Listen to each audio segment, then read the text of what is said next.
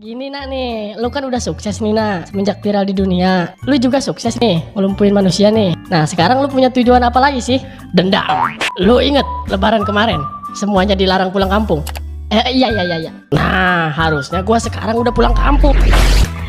Assalamualaikum warahmatullahi wabarakatuh. Perkenalkan, nama saya Inka Maulida, Prodi Teknik Arsitektur, Fakultas Sains dan Teknologi, Universitas Islam Maulana Malik Ibrahim Malang. Nah, di sini saya sudah merangkum beberapa argumen yang saya peroleh dari media internet untuk saya sosialisasikan kepada kalian mengenai prokes 5M dan pentingnya vaksinasi dalam rangka memutus penyebaran COVID-19. Oke, sebelumnya saya akan menjelaskan mengenai virus corona. Infeksi virus corona atau COVID-19 disebabkan oleh coronavirus, yaitu sekelompok virus yang menyerang sistem pernafasan. Pada banyak kasus, virus ini hanya menyebabkan infeksi pernafasan ringan sampai pernafasan berat, seperti infeksi paru-paru atau pneumonia, Middle East Respiratory Syndrome atau MERS, Severe Acute Respiratory Syndrome atau SARS, bahkan efek terburuknya adalah kematian. Nah, ada dugaan virus corona awalnya ditularkan dari hewan ke manusia. Tapi kemudian diketahui bahwa virus corona juga menular dari manusia ke manusia. Seseorang bisa tertular COVID-19 melalui berbagai cara. Di antaranya ada 3. Nah, yang pertama, tidak sengaja menghirup percikan ludah atau droplet yang keluar saat penderita COVID-19 bersin atau batuk. Yang kedua, memegang mulut, hidung, dan mata tanpa mencuci tangan terlebih dahulu setelah menyentuh benda yang sudah terinfeksi virus COVID-19. Nah, yang ketiga, kontak jarak dengan penderita COVID-19, misalnya bersentuhan tangan atau berjabat tangan. Virus COVID-19 dapat menginfeksi siapa saja. Efeknya yang lebih berbahaya bahkan fatal jika terjadi pada lanjut usia, ibu hamil, orang yang memiliki penyakit tertentu atau bawaan, perokok, atau orang yang memiliki daya tahan tubuh yang sangat lemah. Oleh karena itu, mari kita menerapkan protokol kesehatan 5M dalam memutus penyebaran COVID-19. Nah, yang pertama yaitu memakai masker. Yang kedua, mencuci tangan pakai sabun. Yang ketiga, menjaga jarak. Yang keempat, menghindari kerumunan. Yang kelima, membatasi mobilitas. Oke. Nah, yang pertama yaitu memakai masker. Dikarenakan penyebaran virus corona dan mutasinya baru-baru ini, kita dianjurkan untuk memakai masker ganda, yakni memakai masker medis dan masker kain secara sekaligus. Dan saya akan memberikan contoh urutan pemakaian yang benar berikut ini.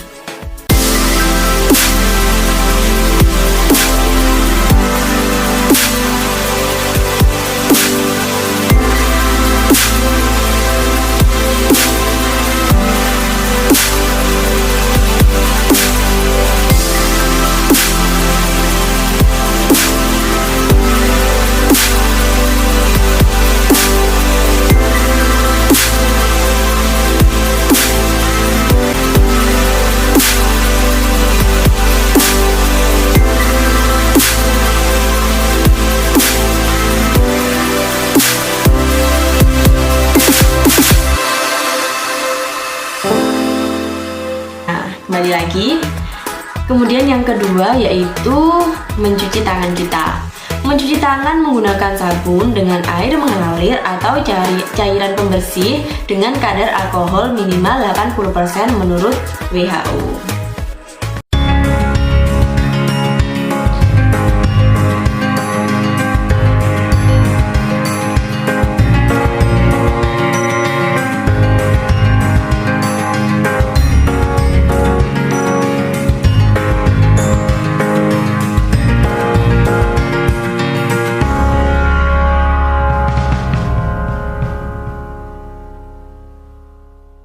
Nah, kemudian menjaga jarak aman.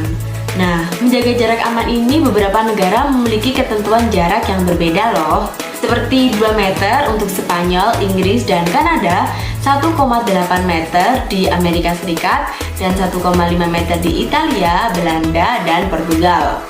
Nah, Untuk Indonesia, Cina, Prancis, dan Singapura cukup menjaga jarak 1 meter.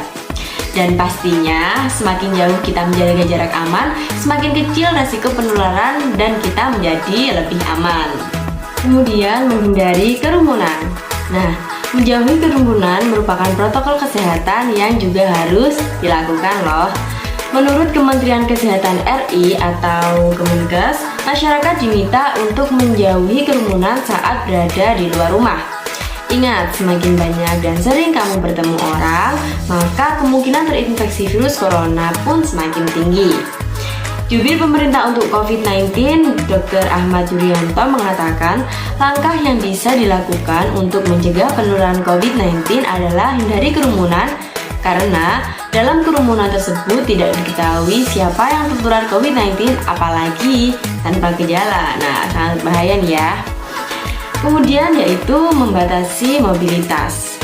Virus penyebab corona bisa berada di mana saja, jadi semakin banyak dirimu menghabiskan waktu di luar rumah, maka semakin tinggi pun terpapar virus jahat ini.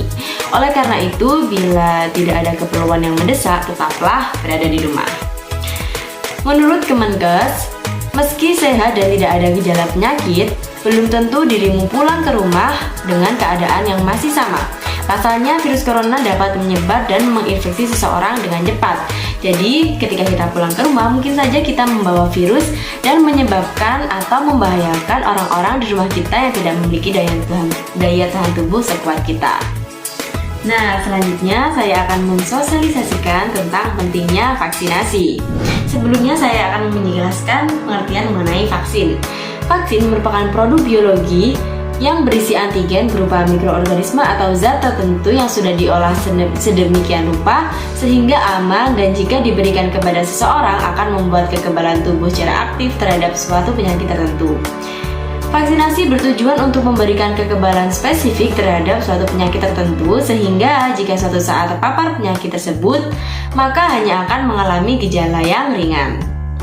Dan pastinya vaksinasi ini dilakukan setelah kepastian keamanan dan keampuhannya ada. Salah satu contohnya yaitu vaksinasi untuk perlindungan terhadap COVID-19.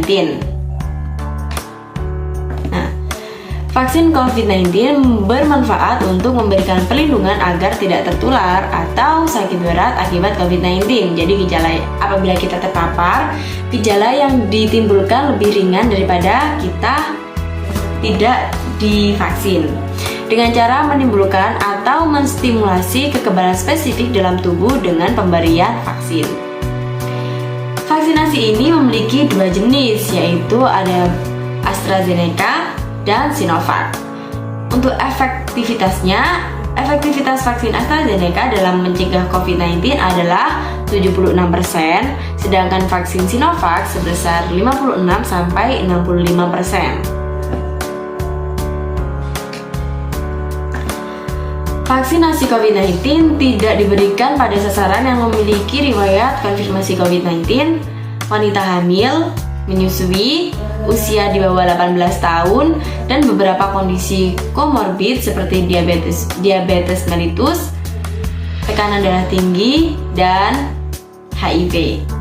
Sayangnya, sebagian orang masih banyak yang menolak untuk divaksinasi karena alasan efek samping seperti rasa pegal di sekitar area suntik, demam ringan, rasa lelah, sakit kepala, pegal pada otot atau sendi, menggigil, diare setelah disuntik vaksin.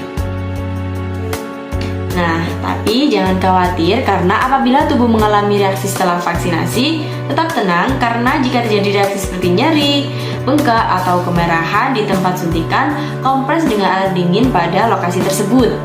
Kemudian jika terjadi demam, kompres dengan air hangat atau mandi dengan air hangat, perbanyak minum air putih dan istirahat. Dan jika masih berlanjut dan dibutuhkan, minum obat sesuai anjuran petugas kesehatan. Jadi setelah kita tahu beberapa keunggulan dan beberapa efek samping yang ditimbulkan yang bisa ditangani, vaksin memiliki lebih banyak manfaat dibandingkan dengan efek samping yang dihasilkan. Oleh karena itu, untuk memutus penyebaran COVID-19, mari kita sama-sama memberanikan diri untuk divaksin karena vaksin tidak akan memberikan efek yang berbahaya. Hanya saja tubuh kita harus dipastikan dalam kondisi benar-benar fit dan tidak termasuk orang-orang yang berpantangan menerima obat vaksin ini. Oke, demikian yang dapat saya sampaikan. Mohon maaf apabila ada perkataan perilaku yang tidak berkenan. Wabillahi taufiq wal hidayah, walillahil inayah. Wassalamualaikum warahmatullahi wabarakatuh.